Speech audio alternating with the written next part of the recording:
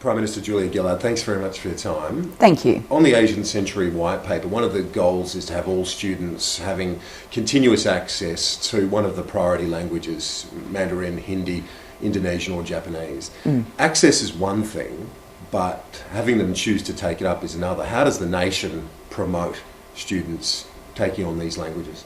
I actually think that that's a job for all of us, Kieran, to send messages to kids about how important it is to be ready to seize all of the opportunities of this century of change and growth in Indonesia. I was actually joking yesterday during the course of talking to people about the Asian Century White Paper.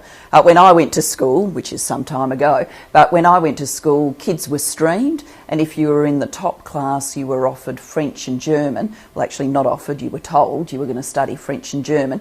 If you were streamed in the bottom class, then you learned Indonesian. And looking back at it now, I mean, what an inverse set of incentives for kids, where really we've got to be sending to kids the message that being able to speak one of the languages of our region and understanding our region, being Asia capable, is going to be pivotal to their future and to them enjoying a good career in a century that is going to offer them tremendous opportunities. Do you think the nation is yet to grapple with the scale of the transformation that is unfolding in our region? I think we are still grappling with it, which is why I delivered the national plan yesterday for Australia to be a winner in this Asian century of change. I mean, we've been changing our nation for the past 30 years as we've opened our economy to the world, and of course we've engaged in our region in many ways. But now, as the growth of our region is turbocharged, so does our engagement have to be turbocharged. So I'd like to turn on Sky and listen to you knowledgeably commentating about the politics of Indonesia, or what's happening in China today, or what's happening in a media organisation in India that you've got a link with. That would help all of us get more immersed in the region in which we live.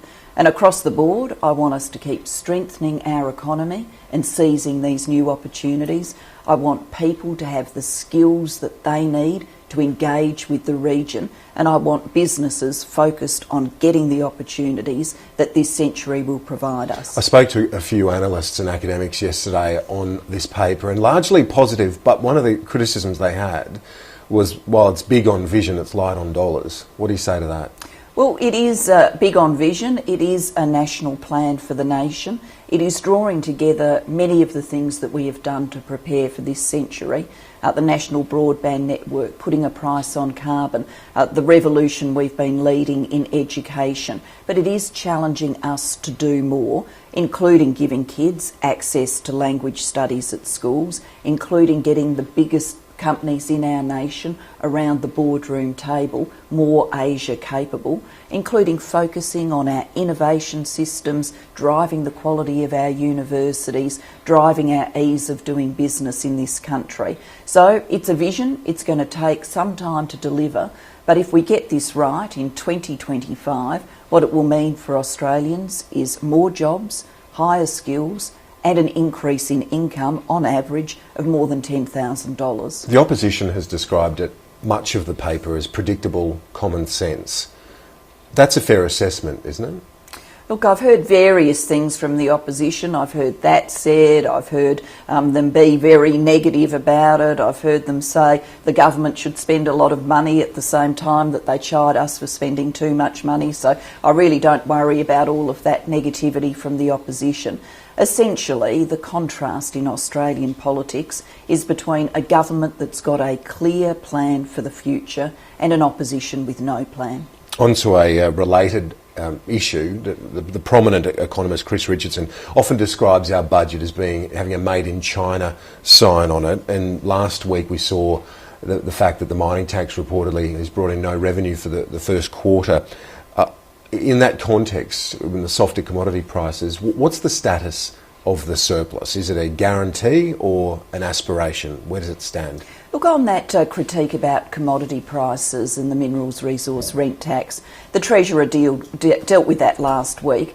We have downgraded the forecasts as to how much will come from the mining tax. It's a profits-based tax, and so you would expect it as a profits-based tax to go up and down as commodity prices do. But Treasury has given us a new forecast for this financial year, and of course we stand by that Treasury forecast, and that is part of a mid-year economic and fiscal outlook which delivers a budget surplus. So we're very determined to bring the budget to surplus. But on the Made in China stamp on the budget, I don't accept that analysis, but I do think Chris is trying to get us to think about something very important, which is what we've seen in resources is really a down payment in our economy of what this century of change can mean for us. Asia has been saying to Australia, we want your raw commodities. It's feeding our urbanisation. Sell us those raw commodities. Now we've got to be ready for what Asia will want next, when Asia is the region of the world with more middle class people than anywhere else, where 2 million people are connecting to the internet every week, where people will want, all of the things that you and I want, great food, good wine, holidays in interesting places, legal services, financial services, health services, the ability to get kids the world's best education, and Australia will be well positioned with our good universities to offer that education. Elaborately transformed manufactures, not manufacturing that's all about cheapness and cost, but manufacturing that's customised and is the identical thing that you want. This is the future we're looking for in this Asian century of change, and we're in the right region of the world to seize these opportunities. At the start of this parliamentary sitting week, I want to ask you about a few other issues around at the moment. We saw a protest in Nauru yesterday, cases of self-harm reportedly as well increasing. Do you concede it's going to be a long and problematic detention for many of these asylum seekers, whether it be 3, 4, 5, 6 years? Yes, people can expect to be on Nauru or Manus Island for a long time. That is pivotal to the no advantage test that came out of Angus Houston's review of asylum seeker policy, that if you pay a people smuggler, you get on a boat, you risk your life, you end up in Nauru or PNG, and you wait the same amount of time you would have waited if you hadn't moved. So for many people, they're going to be feeling the pressure of some of those long, hard days. Of course, we roll out mental health and support services, but we are sending a very clear message to the region here. You don't get an advantage by getting on a boat. On to Penny Wong being on the number 2 spot on the Senate ticket in South Australia. Is that appropriate, given she's one of your key ministers, that she's number 2 behind Don Farrell, who's been described as one of the faceless men, one of the union power brokers? Well, the South Australian State Conference has made a decision here that both Penny Wong and Don Farrell are in positions which will see them returned to the Parliament after the next election. Penny Wong is a critical part of my team. I deliberately promoted Penny Wong into the job of Finance Minister because I'm very admiring of her capabilities, and she's done a great job and she'll continue to do a great job.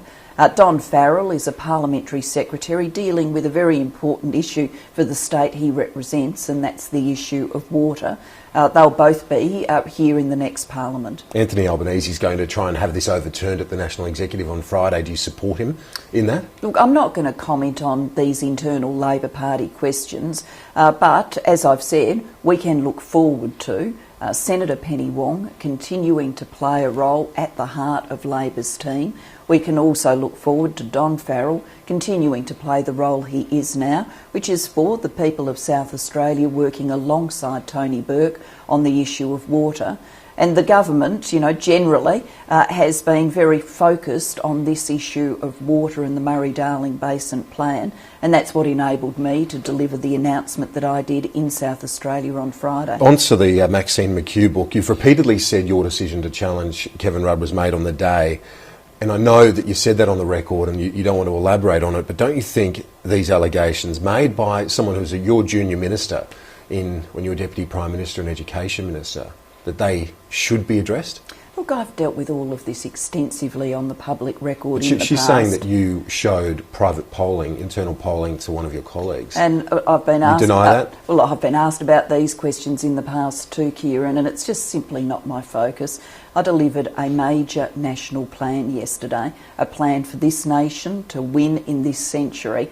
On Friday, I delivered a landmark announcement for the future of the Murray-Darling. Earlier in the week, we delivered the mid-year economic and fiscal outlook. My focus is on those things that shape and change our nation. And I know you've got to get going. One final question on the Newspoll. You don't comment on polls. We've discussed that many, many times before, but the uptick in the Newspoll must be encouraging for you. Kieran, I'm going to say what you're expecting me to say, which is that I don't comment on polls. What I do comment on is things like the plan we delivered yesterday for our nation. As I said to you earlier in this interview, I think there is a contrast in Australian politics. It's between Labor's plan for the future and the opposition lacking any plan. Prime Minister, thanks for your time. Thank you very much.